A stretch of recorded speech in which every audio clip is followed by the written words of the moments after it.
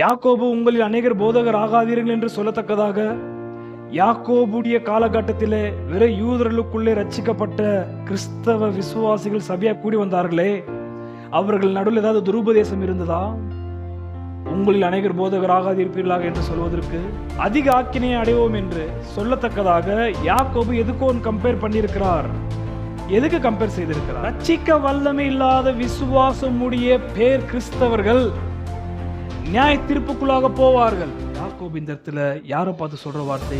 உங்களில் அநேகர் போதகராகாதிருக்கிறீர்கள். செய்யாத செத்த விசுவாசம் உடைய ஒரு பேர் கிறிஸ்துவனுடைய நாவு எப்படி இருக்கும்? கர்த்தர் நரகத்தை ஏற்படுத்தி வைத்திருக்கிறார் என்பதற்கு ரொம்ப பெரிய ஒரு நல்ல அடையாளம் பூமியில் என்ன இருக்குனாக்கா, சமுத்திரம்.